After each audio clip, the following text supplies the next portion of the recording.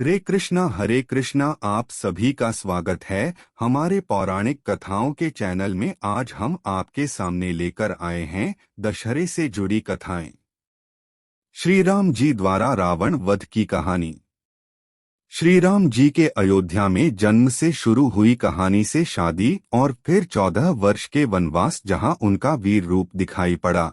रावण द्वारा सीता माता का हरण, उनकी तलाश करते हुए अनेक रक्षकों का वध करना, हनुमान और अन्य वानर सेनाओं की महायोद्धाओं से मुलाकात, सेतु बनाकर लंका तक पहुंचना और 9 दिनों तक महायुद्ध का चलना, यह सब हमें राम जी के जीवन में दिखाई देता है। इस बीच श्री राम का माता दुर्गा की आराधना करना, जिसके फलस्वरूप माता की शक्ति और फल प्राप्ति कर 10वें दिन प्रभु श्री राम ने रावण का वध कर बुराई पर अच्छाई की जीत हासिल की और माता सीता को रावण की कैद से छुड़ाया। मां दुर्गा द्वारा महिषासुर के वध की कहानी।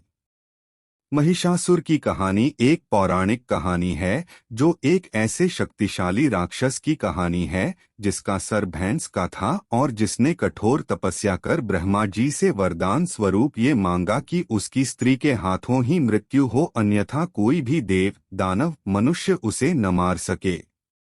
ब्रह्मा जी से वरदान पाकर महिषासुर बहुत शक्तिशाली हो गया था और तीनों लोकों में अपना साम्राज्य स्थापित कर हर जगह हाहाकार मचा दी थी।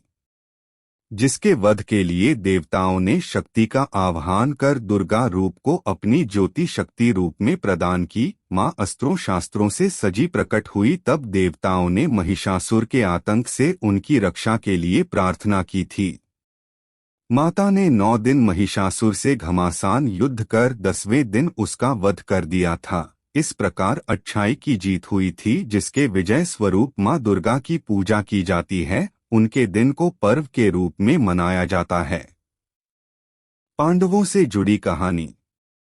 महाभारत काल में पांडवों से कौरवों ने चौपड़ खेलने की शर्त रखी थी, जिसमें कौरवों ने उन्हें छल से हरा दिया था और उनका सारा राजपाट ले लिया था और 12 वर्ष का वनवास और 1 वर्ष का अज्ञातवास हारने की सजा स्वरूप पांडवों को भुगतना पड़ा।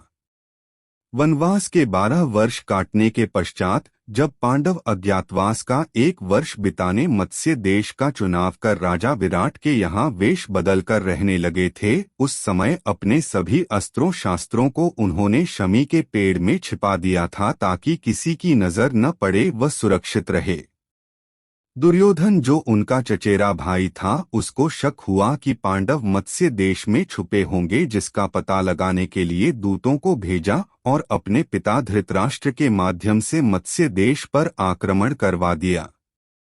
जिसके बचाव में मत्स्य देश के साथ मिलकर पांडवों ने कौरवों की सेना से युद्ध किया, जिसके लिए अर्जुन, जो मत्स्य के राजा विराट के यहाँ नर्तकी बृहन्नला के रूप में रहते थे, वह राजकुमार उत्तर के सारथी बनकर अपने अस्त्र शस्त्र लेने शमी के पेड़ के पास गए। वह दिन अज्ञातवास का अंतिम दिन था और विजयदशमी भी उस दिन थी।